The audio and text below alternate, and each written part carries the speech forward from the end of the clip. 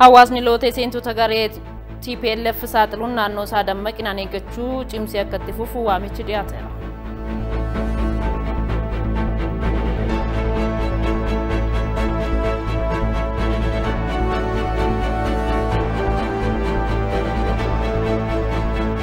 Turtii ji'a tokko hin caalle keessatti lammiileen fi dhalattoonni Itoophiyaa deeggarsa hidha haaromsaaf doolaara miliyoona 1.1 ol walitti qabaniiru.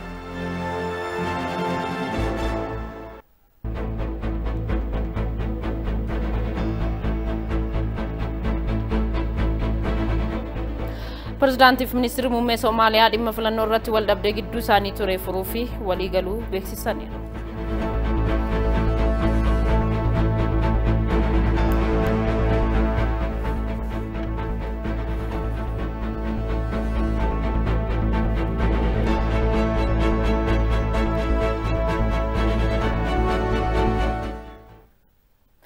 Akka mul'atan kabajamtoota daawwattoota keenya televezyiinii Itoophiyaa irraa oduu yeroo kanaaf qindeessine isinitti himna. Ani oduu waliin Abaaboo Maammotii turtiin keessan waliin haa ta'u.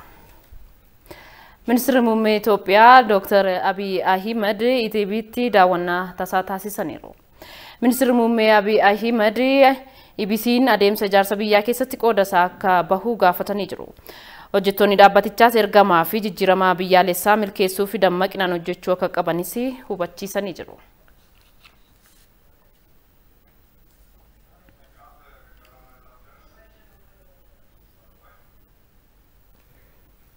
Hawaasni lootee seentota garee TPLF saaxiluun naannoo isaa dammaqinaan eeggachuu cimsee akka itti fufu waamichi dhiyaateera.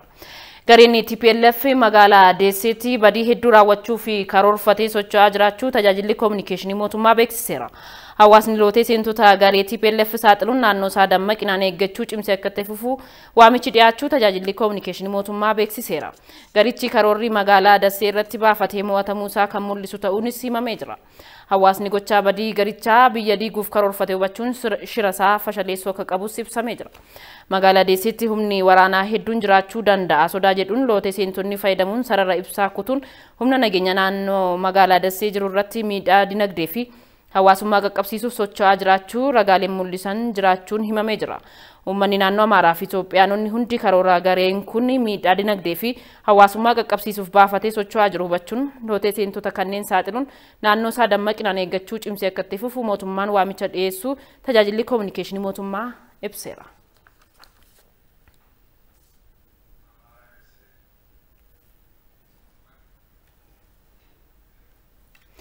Gareen TPLF naannoo Amaaraatti weerara raawwateen sarbamni mirga namoomaa fi barbadaa'uun qabeenya dhaqqabuu olaanaa ta'uun hawaasni idil addunyaa rakkoo kana bal'inaan hubachuun deeggarsa barbaachisu akka taasisu waamichi dhiyaateera. Pirezidaantiin mootummaa naannoo Amaaraa Dr. Liqaal Kaffaalee jila Itoophiyaatti ambaasaaddara Ameerikaa Giitaa Paasitiin durfamuun waliin dhimma haala yeroo naannichaa irratti mari'ataniiru. Marii kanaan gareen TPLF naannichatti weerara raawwateen sarbamni mirga namoomaa fi barbadaa'uun qabeenya dhaqqabaa jiru olaanaa ta'uu Dr. Liqaal jila ambaasaaddariittiin durfamuun ibsa taasisaniiru. Hawaasni idil addunyaas rakkinicha bal'inaan hubachuun deeggarsa barbaachisu akka taasisu waamicha dhiyeessanii jiru.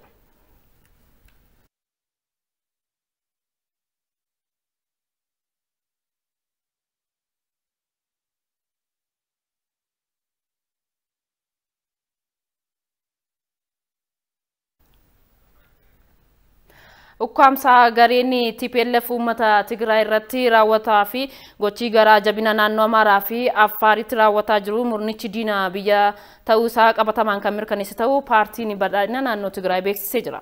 Itti gaafatamaan paartii badhaadhina naannoo Tigraay obbo Geetaachoo Nugisee tajaajila oduu Itoophiyaatti akka himanitti uummanni Tigraay gareen TPLF ukkaamamee dhumaatii fi gidiraa olaanaaf saaxilamaa jiraachuu himanii jiru. ወጣቱም ሰርቶ እንዳይበላ ደርገጎን ሆጀተኒ ኦፊሳኒ አከን ጅራችብነ ሁምነ ሾሮር ኬሳ አቡት ሽረ ጉዳ ጣጣ ቱሬራ ፈከኛፍ የሮ ቡልቺንስ የሮ ናኖ ትግራይ ቡልቻ ቱሬቲ ሁምኒ ኩን ተታፊ ደርገጎን ሆጀተኒ አከ ኦፍ ደንዳአኒ ፊ አከ በረተኒፍ ታስፋማ ቱሬ ኢረት ደንቃታ ቱሬራ ካዮን ገሬ ከና ደርገጎተ ኤግዶታ ፊ አሽከሮተ ሳ ታሲሱዳ ኩንስ የሮ አማ ከና ቀበተማት ሙለታ ጅራ Humni abut ammasi dogoggora isaarraa osoo hin baratin dogoggora irratti dogoggora dabalaa uumuun gocha diinummaa biyyaasaa itti fufeera kan jedhan obbo Geetaachoon uummanni Tigraay tokkummaan garee kana akka dhabamsiisu waamicha dhiyeessanii jiru. gareen kun yeroo ammaa kana biyyattii keessatti badiiwwan garaagaraa raawwachuun biyyattiin akka hin tasgabboofne nageenya akka hin buunee fi uummanni gara misoomaa akka hin deebine akkasumas jireenya nagaa akka hin jiraanne gochuuf hojjetaa jira. Kun immoo sodaa biyyattiiti. Sodaa uummata keenyaatis. Kanaafuu dargaggoonni Tigraay dhugaa kana hubachuun murna badii kana yeroo dhumaatiif dhabamsiisuun mootummaa fi uummata biyyattii cinaa dhaabbachuun misoomaa fi ijaarsa biyyaa irratti hirmaachuu qabu. Biyyattii keessatti nagaan akka bu'uu fi abbootiin amantaa fi hordoftoonni amantaa ciminaa fi qulqullinaan waaqa kadhachuu qabu jedhanii Paatriyaarkii mana amantaa Ortodoksii Tawaahidoo Itoophiyaatti Abuna Maatiyaas. Sinodosiin mana amantaa Ortodoksii yaa'ii waggaa bara 2014 marsaa jalqabaa ta'aa ture xumureera. Paatriyaarkiin amantaa Ortodoksii Abuna Maatiyaas xumura yaa'ichaa irratti ibsa kennaniin bakka nageenyi hin jirretti manni amantaa fi hordoftoonni amantichaa jiraachuu hin danda'anii jedhaniiru. Biyyattii keessatti nagaan akka bu'u abbootiin amantaa fi hordoftoonni amantichaa ciminaa fi qulqullinaan waaqa kadhachuu qabus jedhaniiru. Yeroo ammaa waraana biyya keenya keessa jiruun lammiileen keenya qeef qabeenya isaanii irraa buqqaanii rakkoo keessa jiru waan ta'eef deeggarsi lammiilee kanaaf kennamu cimeetti fufuu qabaas jedhaniiru. Abbootiin amantaa fakkeenyummaa fi itti gaafatamummaa olaanaan hordoftoota amantichaa qindeessuun gahee isaanii bahuu qabus jedhaniiru. ሰላም ከሌለ ሃይማኖታዊ አገልግሎትና አስተምህሮ መቆምና መቋረጡ አይቀሬ ነው። ነገኝ ዮን ጅራኔ ተጃጅሊ ፊ በርኖን አመንቲ ዳባቹን ኢሳ ከነነፍነዳ ነገኝ ዮን ጅራኔ አመንቶታ ፊ መነን አመንቲራ ሚዳቱጋ የሮ አማ ረኮ ነገኛ ብየ ኬኛ ረሙደቴን መና አመንታራ ሚዳን ቀቀቤራ ሚዳን ጉዳን መና አመንታ ፊ ብየራ ጋሃ ጅሩኩን akka dhaabbatuuf immoo waaqayyoon kadhachuun nurra jira. Wal waraansa kanaan lammiilee miidhamaniif hawaasa qindeessuudhaan deeggarsa qaqqabsiisuu qabna. Riformiin dinagdee biyyattii irratti xiyyeeffachuun raawwatame wabii nyaataa madaalawaa biyyattii mirkaneessuuf kan gargaarudha jedhamee jira. Dhiyeessii mootummaa fooyyessuudhaan rakkoo qaala'insa jireenyaa furuufis xiyyeeffannoon ni hojjetamas jedhamee jira. Taaddasa Tarrafaa. Dhiibbaa hedduu jala kan jiru dinagdeen Itoophiyaa suuta jireenya lammiilee biyyattii rakkoo keessa galchaa jira. Biyyattiin qabeenya humna namaa fi haala qilleensaa irra caalaa mijataa qabaattus gara hojiitti jijjiiruu dadhabuurraatiin kan ka'e jiruu fi jireenyi lammiilee sadarkaa gahuu qaburratti hin argamu. Haa ta'u garuu yeroo dhiyootii as sirna dinagdee biyyattii fooyyessuudhaaf hojiin hojjetamaa jiru lammiin akka of danda'uuf bu'uurri kaa'amaa akka jiru ministeerri muummee Abiy Ahmed dubbataniiru. ሰርተን ራሳችንን መመገብ ካልቻል ስንዴ እየለመን ነጻነት የሚባል ነገር የለም። hojjannee of jiraachisuu hin dandeenyu taanan qamadii kadhachaa bilisummaa kan jedhamu hin jiru. Kadhaa qamadii jalaa ba'uuf dirree fi teessuma lafaa qilleensaa mijataa qabnam. Dargaggoota hedduu hojjechuu danda'an qabnam. Kanaaf teekinooloojiin ni barbaachisam. Tiraaktarri meeshaaleen jallisii oolan ni barbaachisu. Kanaaf mootummaan hanga danda'u ni hojjetam. Lammiin hundi ammoo Itoophiyaan nyaatan akka of danda'uu qabdu amanuu qabam. Nyaataan of danda'uu lammiilee Itoophiyaa mirkaneessuudhaaf filannoon imaammataa qabamee itti deemamaa jiru oomishtummaa guddisuu yoo ta'u gabaa tasgabbeessuu fi qaala'insa gatii oomishaalee tasgabbeessuu akka ta'e ministeerri muummee Abiy Ahmed himanii ture. ያለብን ቁልፍ ችግር ኢንፍሌሽን ነው። እሱ ላይ ተረባርበን መፍትሄ ካመጣን እና እድገት ካስቀጠል Rakkoon ijoon biyyi kun qabdu qaala'insa gatiitiin isa yoo waltumsinee furmaata finnee fi guddina itti fufsiifne karoorri keenya dhugaa ni ta'a. Qaala'insi gatii lammiilee Itoophiyaa jireenya giddugaleessaa jiraatan rakkisu gatii nyaataaf baasii ta'uudha. Galii isaanii keessaa dhibbeentaa 54 hanga 60 qooda fudhata gatiin nyaata. Yoo rakkoo kana hiikne dhibbaa hanga 60 furre jechuudha. Tibbana daawwannaa kan taasisan ministeerri muummee Abiy Ahmed kaayyoon nyaataan of danda'u biyyattii milkeessuudhaaf hojiin oomishtummaa dabaluuf hojjetamaa jiru abdii namaaf kennaa jedhan. ስንዴ አይተናል፣ ቦሎቄ አይተናል፣ በቆሎ አይተናል፣ ጤፍ አይተናል፣ ባቄላ አይተናል፣ ሽንኩርት አይተናል። ይሄ ሁሉ ምርት የሚመረትበት ሀገር ለምንድነው ከተማ ላይ ደግሞ ዋጋ ውድ የሆነው?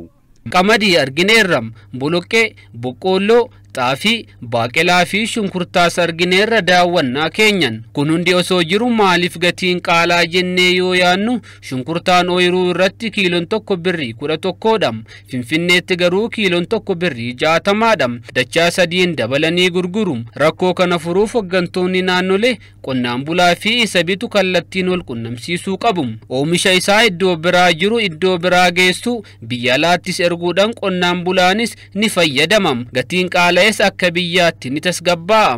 Daldala alergii guddisuudhaaf kuduraa fi muduraa baay'inaan oomishuun alatti ergu Hojii bu'aalee qonnaa sonatti dabaluun gabaa biyya keessaa fi alaatiif dhiyeessuu bu'aan isaa mul'achuu kan eegale ta'us adeemsi oomishni qonnaan bulaa biraa ka'ee fayyadamtoota biratti gahaa jiru hin sirreeffamu taanaan shamattoonni bitatanii nyaachuuf rakkoo hamaa keessa seenaa jiru. Kana furuudhaafis Finfinneetti gabaa tasgabbeessuuf yaaliin eegalamee jira. Oomishas gatii madaalawaan dhiyeessuun kan eegalame yoo ta'u warshaan daabboos ijaaramaa jira. Magaalota biroo keessattis lammiin nyaatee akka buluuf ijaarsi warshaa ዳቦ ni babal'ataa jedhanii turan ሚኒስትር ሙሜ አብይ አህመድ ቢያንስ በሚቀጥለው ዓመት እስከ 10 የሚጠጉ የዳቦ ፋብሪካዎች በዋና ዋና ከተሞች እንደ ጎንደር እንደ ሶዶ እንደ ሐዋሳ እንደ ድሬዳዋ እንደዚህ ዋና ዋና ከተሞች ላይ yoo xiqqaate bara 2014tti warshaa daabboo 10 magaalota gurguddoo keessatti ni hundeessinam kan akka Gondar, Sooddo, Hawaasa, Dirredhawaa ni ijaarram. Fakkeenyaaf Dirredhawaa fi Harar gidduutti warshaa tokko yoo dhaabne daabboo miiliyoona tokko guyyaa tokkotti yoo oomishne fedhii harka 50 guutuu ni dandeenya. Nuti Itoophiyaanonni dachee gaarii qabnam, rooba gahaa argannam, biqiltuu dhaabaa jirram, waldeeggaruun walii yaaduun jaalalli yoo itti dabalame nuti biyya biraa gargaaruu malee biyya gargaaramu ta'uu hin qabnu. Sagantaan amma fooyya'insa diinagdee biyyattiin eegalte wabii lammiilee ooyiruurraa hanga maaddii namni nyaatutti kan mirkaneessu cimsuudhaan dhiibbaa diinagdee biyyattii irratti dhufaa jiru hambisuun ni danda'ama. Turtii ji'a tokko hin caalle keessatti lammiileen fi dhalattoonni Itoophiyaa deeggarsa hidhaa haaromsaatii fi doolaara miiliyoona 1.1 walitti qabuu isaanii miseensi mootota Abbayyaa kan ta'e Ustaaz Jamaal Bashir himee jira. Ammas deeggarsi hidhaa haaromsaaf taasifamuu cimee akka itti fufuu qabus Ustaaz Jamaal Bashir gaafatanii jiru. Ababaayuu Kafanii.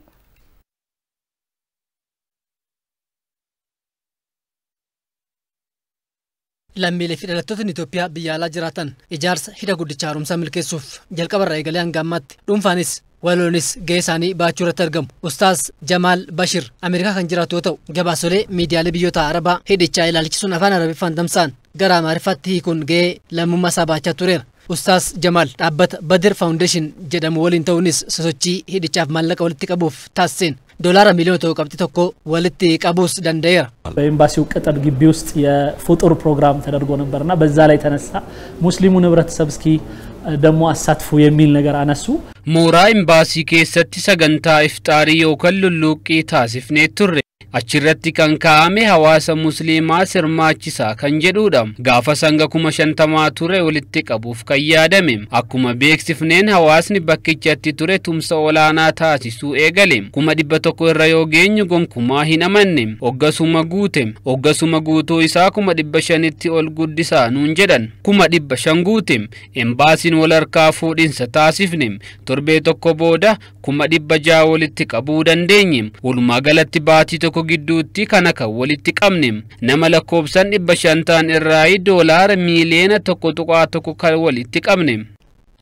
Deeggarsa hidha guddichaaf walitti qabame kana keessatti lammiileen Eertiraas gumaachuu Ustaaz Jamaal ibseera. ሰላም አስመላሽ የምትባል እህታችን ኤርትራዊት ናት። በየቀኑ በገባን ቁጥር ለማበረታቻ $1,000 ትሰጣለች። ስለዚህ obboleettiin teenya Salaam Asmallaash jedhamtu lammii Eertiraati. Deeggarsa walitti qabuuf sosochii taasifnu keessatti guyyaa guyyaan doolaara 1,000 nuuf kennaa turte. Kanaafuu namni tokkichi al 30 deeggarsa taasisee jira jechuudha. Doolaara walitti qabne kana keessatti obboleessi galateeffachuu barbaadu tokkos jira. Dastaa Galaagaa jedhama. Innis 300 wal dhuunfaa isaatii fi maatirraa walitti qabuun gumaacheera. Yeroo gabaabaa keessatti deeggarsi hanga kana walitti qabuu danda'uun Itoophiyaanonni yoo waltumsan waan guddaa hojjechuu akka danda'an agarsiisas jedhan Ustaaz Jamaal. የአባይ ጉዳይ ማለት ለኔ ተሐድሶ ነው። የእውነትም የፖለቲካም የሃይማኖትም የሰውነታችንም ተሐድሶ ነውና እዚህ ተሐድሶ ላይ መረባረብ አሻራ መጣል ማለት ትልቅ ነገር ነው። dhimmi hidha haaromsaa waan hundaa jijjiira jedhee yaadam. Siyaasa amantaa fi namooma keenya ni jijjiiram. Kanaaf dhimma waa hundaa jijjiiru kana irratti ashaaraa kaa'unii fi tumsuun baay'ee barbaachisa. Miira jijjiiramaa siin jedhaa jiru kanas dhandhameeram. Qeesonni kiristaanaa hedduun gahee keenya naan jedhaa turan. Warri gara biroos akkasuma. Ijaarsi hidha guddicha haaromsaa Itoophiyaa boqonnaa murteessaa irratti akka argamu kan ibsan Ustaaz Jamaal ammas Itoophiyaanonni tumsa isaanii cimsanii akka itti fufaniis gaafataniiru. Biiroon barnoota Oromiyaa barattoota mana barumsaa addaatti barachuuf galmaaniif guyyaa qormaata seensaa beeksisee jira. Biiroon Barnoota Oromiyaa barattoota gama hundaan bilchaatoo fi dorgomaa ta'an ofii fi biyyaaf wabii ta'uu danda'an oomishuu fi xiyyeeffannootti kennee hojjechaa jira. Hojii hojjetamaa tureenis manneen barnootaa bultii addaa ijaarsisuun mooraa mijataa fi wantoota barnootaaf barbaachisan kanneen sadarkaan isaanii eeggatan guutuu barsiisota sadarkaa barnootaa digirii lammaffaa fi isaa ol qaban wal dorgomsiisee qacaruun barnoota bara kanaa eegalsiisuuf qophii hunda xumuree jira. Kanaaf barattoonni mana barumsaa bultii addaa Najjoo, Amboo, Beddellee, Nagallee, Harommayaa, Dodolaa fi mana barumsaa waldaa misooma Oromiyaa Adaamaaf Bishooftutti barachuuf galmooftan guyyaa booruu jechuunis onkoloolessa 13 bara 2014 wiirtuuwwan qormaanni itti kennamanitti ganama sa'a tokko irratti argamuun qormaata seensaa akka fudhattaniif waamichi dhiyaateera.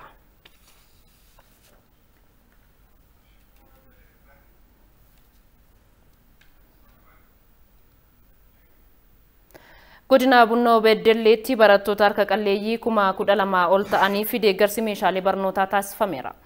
Gabaasa waajjira dhimmoota kominikeeshinii godina Bunnoo Beddellee akka ta'anutti qindeessine. Godina Bunnoo Beddelleetti bara kana barattoonni harka qalleeyyiin sababa meeshaalee barnootaa dhabuutiin barnoota isaanii akka addaan hin kunneef qaamolee garaagaraa waliin qindoomuun barattoota 12,000 olii fi deeggarsi meeshaalee barnootaa taasifameera. Hooggantuun waajjira dhimma dubartootaaf daa'immanii godina Bunnoo Beddellee Badariyaa Mohaammed barattoonni deeggarsa argatan kunniin hiyyummaa keessaa bahuu fi barnoota isaanii irratti xiyyeeffachuun fuula duratti barattoota kanneen biroof wabii ta'uu qabu jedhaniiru. Akka godina Bunnoo Beddelleetti bara kana hojii tola ooltummaa hojiin hedduun hojjetameera jechuudha. Kan lakkaa'ameen dhumni kan yoo gara qarshiitti tilmaamne yoo xiqqaate gara biiliyeenaatti kan siqu hojiin gurguddaan hojjetameera jechuudha. Gara fuula duraatti anituun hin yaadda'in utuun hin dhamayin dabtara argadheera uffata argadheera. Kanaa booda kan hin yaaduu qabu bara 2014 waa'ee barnoota kooti. Barnoota koo qofa yaaduun qaba jedhee maatiin barataas yookiin barattoonnis akka kanatti fudhatanii barnoota isaaniitti cimuu danda'u qabu jechuudha. Itti gaafatamaan itti aanaa waajjira barnootaa godina Bunnoo Beddellee Mustafaa Jabaal guddina dinagdee akka biyyaatti eegalame milkeessuuf barnoonni bu'uura ta'uu isaatiin lammiin hundi barachuun guddina dinagdee biyyaatiif gahee isaanii bahachuu qabu jedhaniiru. Hanga ammaatti barattoota 12,000 ol deeggarsi taasifamee jira. Kunis maallaqa olaanaadha. Yuunifoormiidhaan argabee daftara argabee jechuudha. Lammiin yoo hin baranne bor biyya kana gaggeessuu hin danda'u. Fuudhee ikonomikaalii, soosaalii, hawaasummaadhaan, siyaasaan, dinagdeedhaan jijjiiramuu hin danda'u. Maatiin barattootaaf barattoonni deeggarsa meeshaalee barnootaa argatanis fedhii barnootaa isaan qaban galmaan gahuuf deeggarsi isaaniif taasifame kan isaan gargaaru ta'uu himaniiru. Daftarri birrii 40 galee, iskiriiptoon birrii naannoo birrii 20 galee jira. Yuunifoormii illee akkasuma naannoo 800 gara 1,000 oliiti. Nuyidhaa yaaddoo guddaa keessa jiru, maatii keenya yaaddoo guddaa keessa jiru. Akkasittiin deeggarsa kana nu godhanii asitti nu waamanii gammachuu guddaan itti dhagahama. Nuti immoo adeemsa jarri nu godhan kana irratti hundaa'uudhaan xiyyeeffannoodhaan barannee boriitunus jijjiiramaan nama rakkataa biraa deeggaru ta'uu akka qabnu karoorfadha. Mucaa tokkittii kanan qabu waan ittiin tamaasisuu dhabe dabtarii waan ittiin bituun dhabe mootummaa kana hiyyeessaa baasee ilmoo hiyyeessaatii baasee haa dhaabatu mootummaan dhugaadha. Isin immoo warri nu dubbattanii ummata kana dubbattanii hiyyeessaa dubbattanii isin dhaabu. Gargaartee fooyyooftee barattee qabxii bagaashaayyuu fiddee biyya ishii gammachiiftee si warra gargaarsa godhee bara immoo baay'ee mooraalii keessa silaa guddisuu qabu. Gabaasni kan waajjira dhimmoota kominikeeshinii godina Bunnoo Beddelleeti. Muuxannoo hojii qamadii jallisiitiin oomishuu bara darbee argataniin fayyadamuun bara kana oomisha qamadii fooyya'aa argachuuf hojjetaa akka jiran godina Jimmaatti qonnaan bultoonni aanaa geeraa himanii jiru. Barana godinichatti karoorri qamadii jallisiidhaan oomishuuf qabames hojiitti galamaa jiraas jedhamee jira. Gabaasa waajjira dhimmoota kominikeeshinii mootummaa godina Jimmaa Teediroos Tolaatu dhiyeessa. Muuxannoo hojii qamadii jallisiin oomishuu bara darbe godina Jimmaatti eegalameen lafti hektaarri 30 oomisha qamadiitiin misoomuun baranas muuxannoo bara darbe argametti fayyadamuudhaan bal'inaan hojjechuudhaaf karoorfamee hojiin eegalameera. Godinichatti qonnaan bultootni aanaa geeraa qamadii jallisiidhaan oomishaatii jiran akka jiranitti muuxannoo bara darbe argatanitti fayyadamuun oomishtummaa isaanii guddisuudhaaf cimanii akka hojjetaa jiran ibsaniiru. Kanaan dura akkuma jennu gurraan dhageettiidhumaan kaane kun akkuma carraa reefii nu ga'uunsa. Akka nu ga'ettis immoo itti gammannee dhumanus akkuma dhufeen akka dhageenyetti itti gammannee fudhanneerra hin abdannaa hin arganne jennee dhuma abdiidhaan itti kaane ammaan booda kutannee ol kaaneerra jechuudha. Haala boonsaa haala nama kakaasuun hojii isaa eegallee jirra. Kanaafuu waggaa darbee naannoo suphee jedhamu akkuma isaan dura kaasanii jiranu jallisiidhaan hojjetame achitti muuxannoo argine otuu fakkeenyaaf achitti ilaallu hadhammoo dhufee as nu ga'uusaa baay'ee nama dinqa jechuudha. Itti gammanna uummannis haala kanaan bahee lafa kanas haala kanatti qonnaan bulaan keenya walumaan qonnee haala jiruun hundumaan kanarra ga'uun keenya baay'ee gammachuu guddaa namatti dhaga'ama. Hojjettoonni qonnaa deeggarsi jarri nu kennaa jiran deeggarsa gaarii guyyaa guyyaarraa aduudhaan jedhanu rooban jedhanu sa'aatiidhaan irra deemanii qonnaa attamitti qotaa jirtan attamitti bulleessaa jirtan dugoosaa attamitti caccabsaa jirtan qamadiin booda deebi'ee hin qoonfaramu yoo amma qoonfarame malee jedhanii gargaarsa gaarii nuu kennaa oolaa jiranii jarrinis. Bara kanas kilaasteraan oomishuun callaa fooyya'aa argachuudhaaf akka abdatan qonnaan bultootni kunniin dubbataniiru. Amma naannoo waggaa kanaan asitti immoo akka dhageenyu akka arginettis qonnaan bulaan tokko jallisiidhaan waan inni fayyadames argineerra muuxannoo jararraa fudhanneeti amma kaka'umsaan kaanee akka gaariitti hojjetnee argataarra jechuudha. Hektaara tokkorraa akki karoora keenya akki nuti qophoofnee jirru amma kumtaala 40-50 argannaa isa jennu abdannee jirras hojjetaa jirras. Bulchaan aanaa Geeraa obbo Xaahiir Abbaa Firaa akka jedhanitti immoo qonnaan bultoonni aanichaa muuxannoo argatanitti fayyadamuun bara kanas oomisha guddaa argachuudhaaf hojjetaatii akka jiran himan. Muuxannoo fi milkaa'ina bara darbeerraa ka'uudhaan bara kana hektaara 2,300 ganda 24 keessatti kilaastera 125 sochii bal'aa jalqabnee jirra waan ta'eef akka waliigalaatti gandoonni hundinuu qophii gahaa godhanii jiru. Geggeessaa fi ogeessi waliin qindaa'ee sochii bal'aa geggeessaa jira waan ta'eef kan akka waan gaarii tokkotti qabannee jirra. Itti gaafatamaan waajjira qonnaaf qabeenya uumamaatii fi misooma bunaa godinichaa obbo Eeliyaas Indiriis akka jedhanitti bara kana godinichatti lafni hektaarri 40 qamadii jallisiin oomishuudhaaf kan karoorfame ta'uu ibsanii hojii qonna bara kanaatiifis galteen oomisha qonnaa barbaachisu hundi qophaa'uusaa dubbataniiru. Kana hojiitti galuudhaaf qophii dursaa xumurreerra leenjii adda addaa kennineerra leenjii sadarkaa ogeessaarraa kaasee hanga qonnaan bulaatti hanga sadarkaa gandaatti gadi buunee leenjii kennineerra leenjii fudhate sanarratti hundaa'ee qonnaan bulaan akkaataa argaa jirru kanaan ogummaadhaanis teeknikaanis maaliinis of danda'e akka inni hojjetu gochuudhaaf yaaliin godhame jira. Hojiin amma guyyaa har'aa akka godina Jimmaatti torban facaasaa qamadii jennee ammarraa kaanee labsineerra aanaalee qabna aanaalee hunda aanaa 20 irratti hojiin kun akka hojjetamu itti galameera. Kanaaf akka walii galaatti oomishaaf oomishtummaa keenya guddisuu midhaan nyaataatiin qonnaan bulaan keenya akka of danda'u gochuu keessatti hojiin har'a hojjetamaa jiru hojiin bara kana hojjetamaa jiru hojii baay'ee milkaa'aa ta'uu akka qabu qophii dursaa haala gaariidhaan kan xumurree boqonnaa raawwiitti kan galle ta'uu isaati jechuudha. Gabaasni kun kan waajjira dhimmoota koominikeeshinii mootummaa godina Jimmaati. Miidiyaaleen addunyaa Itoophiyaa ilaalchisuun dhimmoota garaagaraa irratti xiyyeeffachuun gabaasaadha kan isaan turani. Dhimmoota kanneen keessaa caalmaatti dhimmi olaantummaa seeraa kabachiisuu akkasumallee dhiibbaa fi qoqqobbii biyyoota alaa fi kanneen biroo bal'inaan gabaafamaati kan isaan turani. Dabalataan nutti himuuf immoo Teediroos Tolaa istiidiyootti argameeti kan inni jiru. Teediroos akkam ooltu? Ayyaabaa bakka. Mee keessumaa xiyyeeffannoon miidiyaalee addunyaa Itoophiyaa ilaalchisee gabaabsitee daawwattoota keenya biratu geessa. Dhimmoonni ijootti bakka kana kaan keessumaa miidiyaalee gurguddoo kan dhaggeeffatamuu fi caalatti daawwataman jennee filanne keessaa tibba kana haleellaan xiyyaaraa raayyaan ittisa biyyaa magaalaa Maqalee irratti fudhatee wal qabate dhimmoonni hedduun kaaniiru sanaan alatti immoo qoqqobbii fi agaammii qoqqobbii gamtaan Awurooppaatii fi dhaabbileen biyyoonni warra lixaa mootummaa Itoophiyaa irratti geechisuudhaaf yaalan dhimmoota miidiyaa baay'eedhaan kaafamanidha. Dhimmootni biroos jiru egaan akka waliigalaatti egaan keessumaa BBC Aljeeziiraan tibba kana kan irra deddeebiidhaan kaasan keessaa keessumaa yaalii qoqqobbii gamtaan Awurooppaa yookaan paarlaamaan gamtaa Awurooppaa yeroo darbee torban dabre keessa wixinee yaada murtoo kan riizooluushinii qoqqobbii kaa'uudhaaf dhiyeesse miseensonni biyyoota miseensota gamtichaa raggaasanii turanii saniin boodatti egaan tibba kanas torbee darbees walgahii idilee taa'een wixineen yaada qoqqobbii kuni qoqqobbii dinagdee fi qoqqobbiiwwan wal fakkaataa dhiibbaa mootummaa Itoophiyaatirraan gahuudhaaf kan yaadaman akkasuma immoo mootummaan Itoophiyaa itti yaadetu nageenya kaaba biyyattii yookaan immoo rakkoon nageenyaa kaaba Itoophiyaatti Maqaleetti finciltoota irraan dhiibbaa geessisaa jira kan isaan jedhan jechuudha.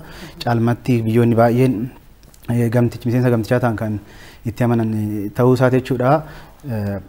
wixineen qoqqobbii kuni kan dhiyaateeti biyyoota miseensotaatiin egaa irratti mari'atame booda walii galtee maleedha kan xumurame. Egaan akkaataa fedhii gamtichaatii fi biyyoota warra lixaa baay'ee isaaniitiin hundumtiin deeggaranii sanaanis bittinnaa'uu kan danda'e jechuudha. Egaan wixinee kana dhiyeessanii tokko qoqqobbii dabarsuuf yaaluunis maaliif kan jedhu dhimma ijoo ka'uu qabudha.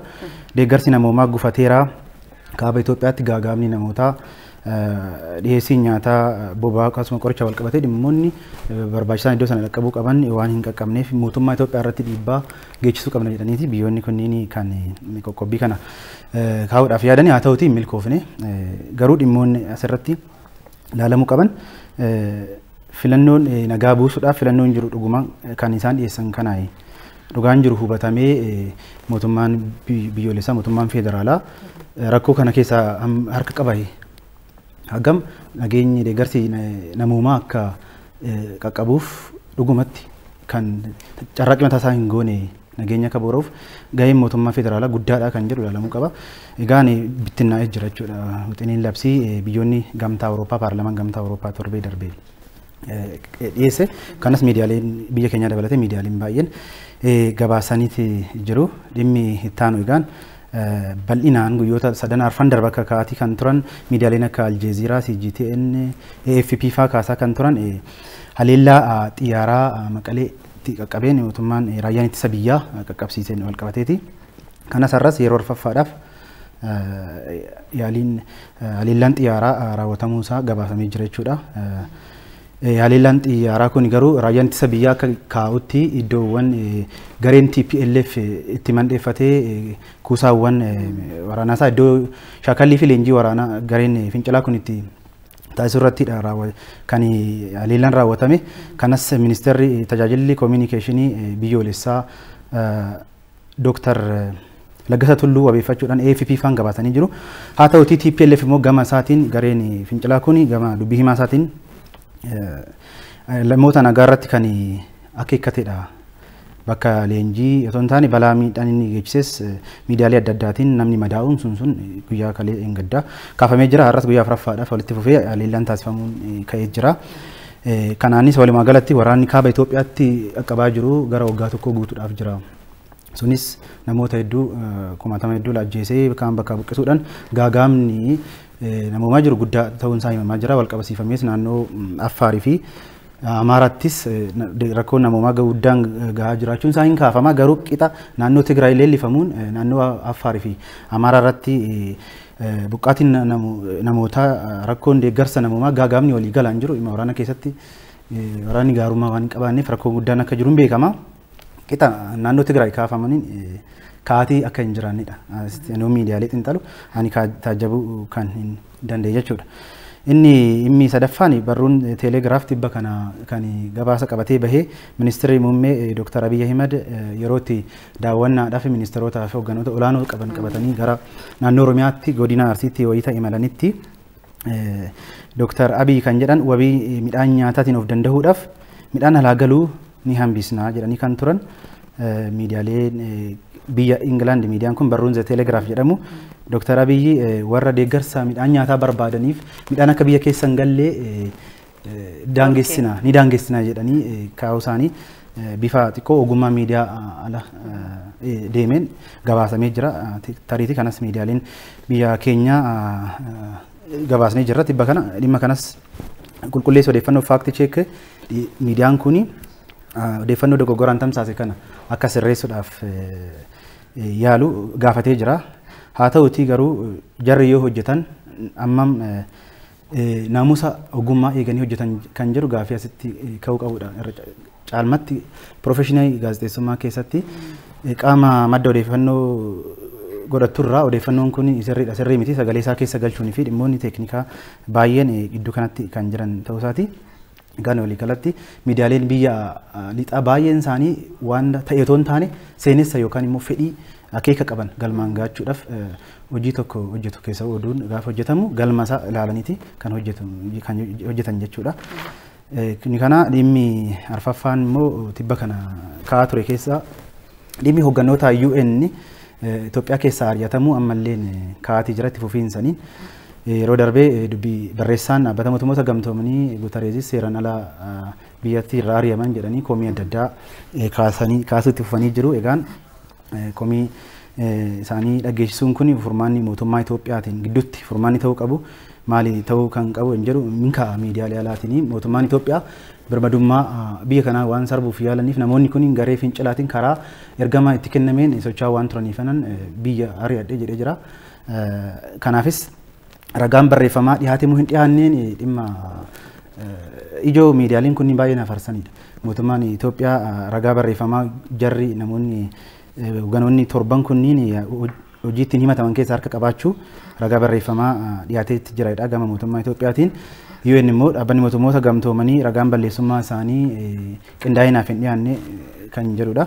Egaan barreessaan dhaabbata mootummoota gamtoomanii Antiyooniyoo Guutareezis ammallee namoonni kunniin biyyatti deebi'uu qabu, biyya kanatti deebi'anii hojii idilee isaaniitti deebi'uu qabu, ergama UN asii qabu, galmaan gahuu qabu malee karaa seeraan ala ta'een namoonni kunniin otoo wanti isaanitti himataman kuni otoo balleessaan raawwatanii qulqulluudha namoonni kun jedhanii hooggantoota isaa as Itoophiyaatti hojjetaa turaniif falmaatii jiru. Egaan waliigalatti dhimmoonni bal'inaan ka'an waa'ee Itoophiyaa kanneen ijoodha jedhanii qabadhe dhimmoonni biroos turaniiru. Walumaa galatti odeeffannoon qabu kana.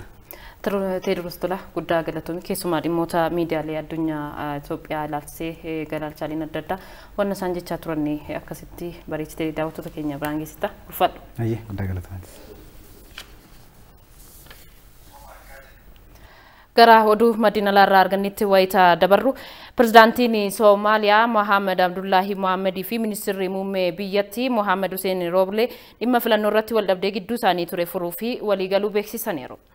Waldhabdeen jara lamaan gidduu ture muddama dhaabbata tajaajila tikaa kan ilaalu yoo ta'u lamaanuu nama ofii isaanii filatan dhiyeessuu isaaniitiin filannoon waliigalaa ji'a kana filatamuuf ture hanga ammaa lafarraa harkifataa jira. Waliigaltee ammarra gahamee namni pirezidaantichi kaadhimmatanii tajaajila tikaa kan hoogganu ta'e kan ministeerri muummee kaadhimmatan ammoo waajjira gara biraatti deetaa ministeeraa akka ta'u waliigalameera. Kana malees madda waldhabdee ta'e kan ture muudama ministeera dhimma biyya keessaa yoo ta'u kunis furmaata argachuusaa dubbii himaan biyyaalessa mootummaa Somaaliyaa beeksiseera. Waliigalteen kun filannoo waliigalaa dhiyeenyatti gaggeeffamuu fi haala kan mijeessu ta'uu Aljeeziraatu gabaase.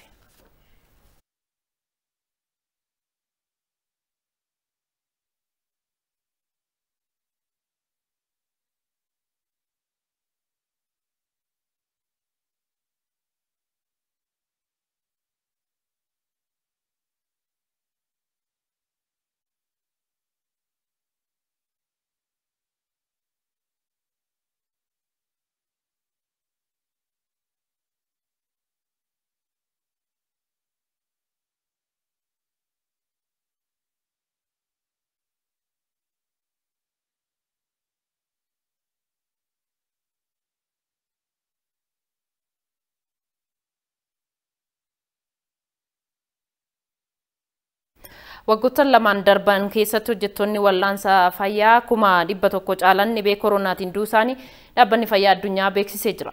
Erga vaayirasiin koronaa Chaayinaa keessatti mul'ate galee hanga ammaatti dhukkubsattoota koronaa wal'aanuutiin kan bobba'an hojjettoonni 80,000 hanga 100,000 fi 80,000 gahan dhibee kanaan du'uu isaanii dhaabbanni fayyaa addunyaa beeksiseera. Waggoottan lama keessatti hojjettoota wal'aansa fayyaa hanga kana baay'atan dhabuun balaa rifachiisaa ta'uusaa fi hojjettoota lubbuun jiran irratti nuffii fi abdii kutannaa uumaa jiraachuusaas dhaabbanni fayyaa addunyaa yaaddoo isaa ibsee jira. Yeroo ammaa kana hojjettoonni wal'aansa fayyaa 100,000 fi 35,000 hojii irra jiraachuu isaanii kan ibse WHO'n ta'us kanneen dursa talaallii argachuu qaban 5 keessaa tokko qofti talaallii guutuu argachuu isaanii hubachiiseera jechuun Aljeeziraatu gabaase.